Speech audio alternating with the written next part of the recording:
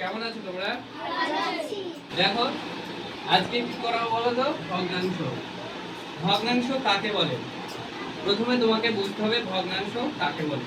কোনো একটা বস্তুর পরিমাণকে, যখন কোনো একটা বস্তুর পরিমাণকে বড় খণ্ড থেকে ছোট খণ্ডে কেটে নেওয়া হয় তখন তাকে বলা হয় ভগ্নাংশ। বোঝা গেল? কোনো একটা বস্তুর পরিমাণকে, বড় একটা খণ্ড আছে সেটাকে ছোট ছোট খণ্ডে ভেঙে নেওয়াকে বা কেটে নেওয়াকে বলা হয় ভগ্নাংশ। উদাহরণস্বরূপ তোমাদের আমি বলছি, দেখো আমি বাজার থেকে এই বড় কেকটা কিনে নিয়ে এসেছি।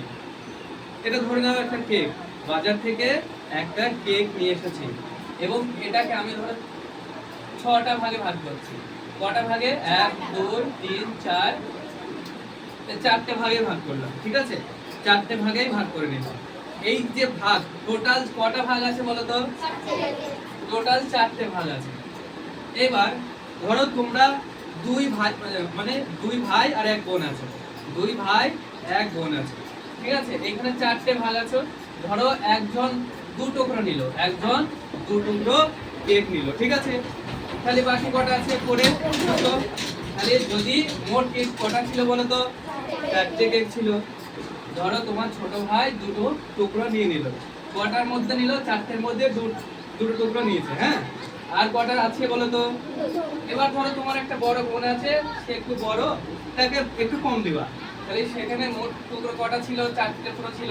তাকে ধরো 1 টুকরো দিলে, তাহলে মোট কটা টুকরো ছিল? 4টে। 1 2 3 4, 2 টুকরো তোমার ভাইকে দিয়েছো, আর 1 টুকরো তোমার বড় বোনকে দিয়েছো, আর 1 টুকরো ধরে নাও পড়ে থাকলো, সেটা তুমি নিলে, ঠিক আছে। আর 1 টুকরো তুমি নিলে। দেখো এই বিষয়টা বোঝার চেষ্টা করো। দেখো একটা বড় কেক আছে, ঠিক আছে। এই কেকটাকে কটা ভাগে ভাগ করলাম? 4টে ভাগে ভাগ করেছি, ঠিক আছে। এবার দেখো তোমার বোনকে দিয়েছি 4 ভাগের মধ্যে ক ভাগ? 2 ভাগ। তোমার বড় বোনকে দিয়েছি ক ভাগ? 4 ভাগের মধ্যে 1 ভাগ। আর তুমি কত নিয়েছো? 4 ভাগের মধ্যে 1 ভাগ। এইগুলো হচ্ছে এটা, এই যে কেকটা নিয়ে আসলাম বড়, এইটা একটা, ঠিক আছে, পরিমাপ। কোনো বস্তুর পরিমাপকে আমরা যখন ছোট ছোট ভাগে ভাগ করে নিলাম, তাহলে 4 ভাগকে 2 ভাগ, 1 ভাগ, 1 ভাগ করে নিলাম, এটাই হচ্ছে ভগ্নাংশ। এবার ভগ্নাংশের 2টো অংশ থাকে। কটা অংশ থাকে? 2টো। উপরে অংশটা কি বলা হয় জানো তো? উপরে অংশটাকে লব বলে। কি বলে? লব বলে। আর নিচের অংশটাকে কি বলে? হর বলে। নিচের অংশটাকে কি বলে? হর। তাহলে উপরের অংশটাকে কি বলে? লব। আর নিচের অংশটা হর। এটা কিন্তু একটা ভগ্নাংশ। এটা কি? একটা ভগ্নাংশ। তাহলে একটা ভগ্নাংশে কটা অংশ থাকে? 2টো অংশ থাকে। একটা হচ্ছে লব আর একটা হচ্ছে হর। বোঝা গেল লব কাকে বলে, হর কাকে বলে? বুঝতে পেরেছো সবাই? ঠিক আছে। এইবার দেখো এই যে ভগ্নাংশকে আবার 2 ভাগে ভাগ করা যায়। কয় ভাগে? 2 ভাগে। আমি লিখছি, ধরো 1 নম্বর হচ্ছে কি সামান্য ভগ্নাংশ। কি ভগ্নাংশ? সামান্য ভগ্নাংশ। আর একটা হচ্ছে দশমিক ভগ্নাংশ। কি বললাম? জোরে বলো একটু। তাহলে ভগ্নাংশের কটা ভাগ? 2টো। একটা হচ্ছে সামান্য ভগ্নাংশ আর একটা হলো দশমিক ভগ্নাংশ। এই সামান্য ভগ্নাংশকে আবার অনেকগুলি ভাগে ভাগ করা যায়। যেমন 1 নম্বর ধরি, সামান্য ভগ্নাংশকে কি বললাম? আবার অনেকগুলি ভাগে ভাগ করা যায়, ঠিক আছে। 1 নম্বর ধরো প্রকৃত ভগ্নাংশ। কি ভগ্নাংশ? প্রকৃত ভগ্নাংশ। 2 নম্বর অপ্রকৃত ভগ্নাংশ, ঠিক আছে, অপ্রকৃত ভগ্নাংশ। 3 নম্বর হচ্ছে মিশ্র ভগ্নাংশ। কি ভগ্নাংশ? 4 নম্বর হচ্ছে জটিল ভগ্নাংশ, ঠিক আছে। এবার পর পর একটা করে আমি বলবো জটিল ভগ্নাংশ। তাহলে প্রথমে বলি প্রকৃত ভগ্নাংশ। তাহলে আমরা বুঝলাম যে ভগ্নাংশকে কয় ভাগে ভাগ করা যায়? 2 ভাগে ভাগ করা যায়। একটা হলো সামান্য ভগ্নাংশ আর একটা হলো দশমিক ভগ্নাংশ। এবার দেখো সামান্য ভগ্নাংশকে আবার অনেকগুলি ভাগ করা যায়।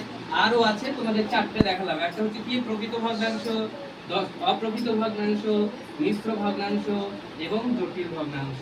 এবার প্রথমে আলোচনা করব কোন ভগ্নাংশ নিয়ে বলো তো?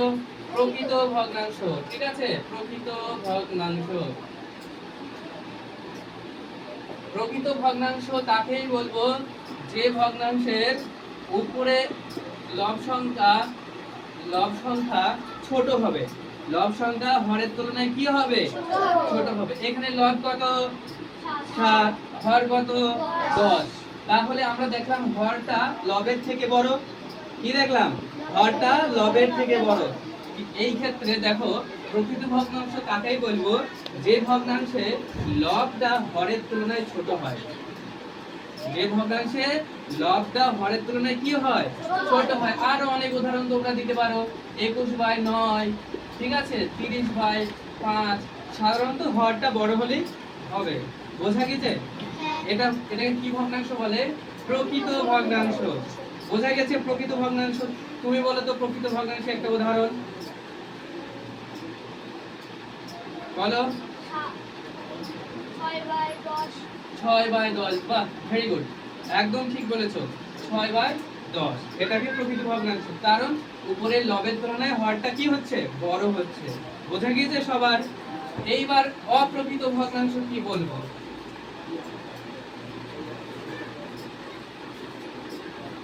এবার অপ্রকৃত ভগ্নাংশ।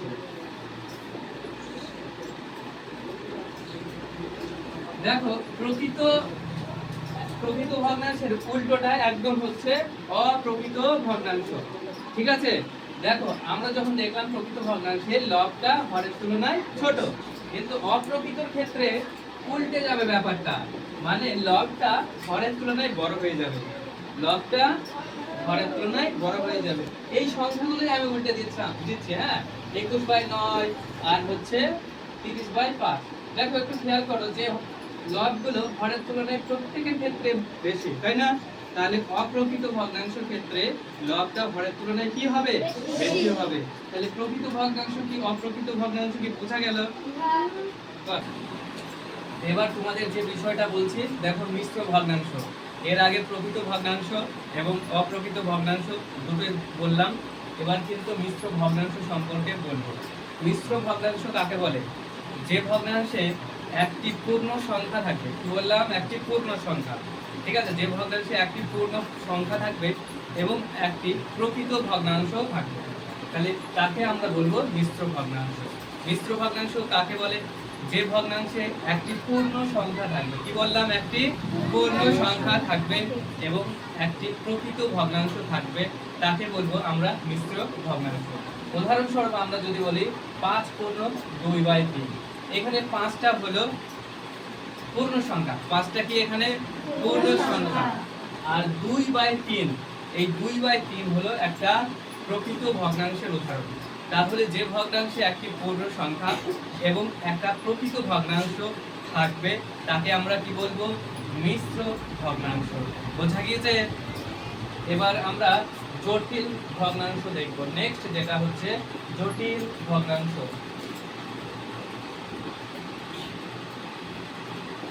জটিল ভগ্নাংশ কাকে বলে?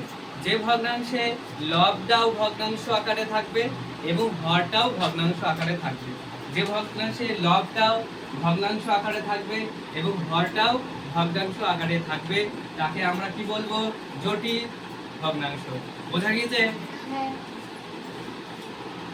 দেখো উদাহরণস্বরূপ আমরা বলছি 3/5, 4/7, 9/3, 9/3 দিলাম। ঠিক আছে, 5/7 এবং 4/3 বা এরকম কিছু। তাহলে এই যে ভগ্নাংশগুলো লিখলাম, এইগুলো সমস্ত কিছু কার উদাহরণ? জটিল ভগ্নাংশের উদাহরণ। তাহলে যে ভগ্নাংশে লবটাও ভগ্নাংশ আকারে থাকবে এবং হরটাও ভগ্নাংশ আকারে থাকবে, তাকে আমরা কি ভগ্নাংশ বলবো? জটিল ভগ্নাংশ। বোঝা গেছে? ঠিক আছে।